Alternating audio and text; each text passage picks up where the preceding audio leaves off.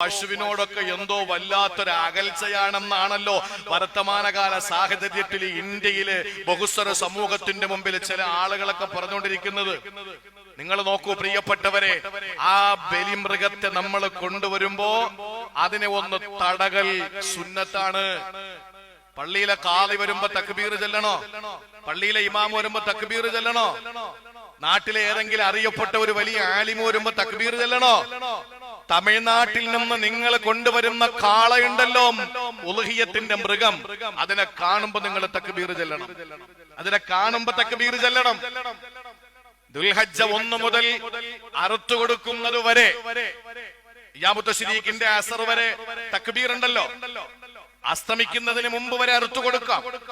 ഏറ്റവും നല്ലത് നിസ്കാരം കഴിഞ്ഞ ഉടനെ അറുക്കലാണ്. ആ സമയം വരെ നിങ്ങളുടെ നഖം പോലും വെട്ടാൻ പാടില്ല. നഖം വളർന്നിട്ട് ഇങ്ങനെ ഒരു രൗദ്രതയിലെ യക്ഷിയുടെ രൂപത്തിലായാൽ പോലും നിങ്ങൾ നഖം വെട്ടരുത്. നിങ്ങളുടെ മീശയും ദാടിയും ഒക്കെ വല്ലാതെ വാക്കല്ലാതെ വളർന്നുകൊണ്ടിരിക്കാൻ തുടരുത് നിങ്ങൾ. എന്താ കാര്യം?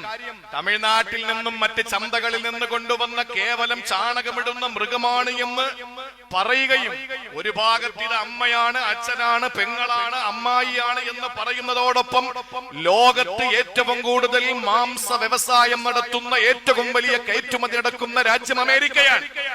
അങ്ങനെയുള്ള സ്ഥലങ്ങളിലേക്ക് കയറ്റി അയക്കുന്ന ഇറച്ചികളായി, അങ്ങനെ കേവലം ഒരു സാമ്പത്തികമായ വരുമാനത്തിന് വേണ്ടി ദൈവത്തെ പോലും മാറ്റിവെക്കുന്ന ഈ വർത്തമാനകാല സാഹചര്യത്തില് പ്രിയപ്പെട്ട സഹോദരങ്ങളെ, നിങ്ങളുടെ ദാടിരോമങ്ങളും നിങ്ങളുടെ തലമുടിയും നിങ്ങളുടെ കൈകാലുകളിലെ നഖവും നിങ്ങളുടെ നീക്കപ്പെടേണ്ട രോമങ്ങൾ പോലും ഇത് ബലി കൊടുക്കുന്നത് വരെ നീക്കം ചെയ്യരുത് എന്ന് നിങ്ങളോടും എന്നോടും അള്ളാഹുവിന്റെ ശക്തമായ നിർദ്ദേശം വന്നത് എന്തുകൊണ്ടാണ്?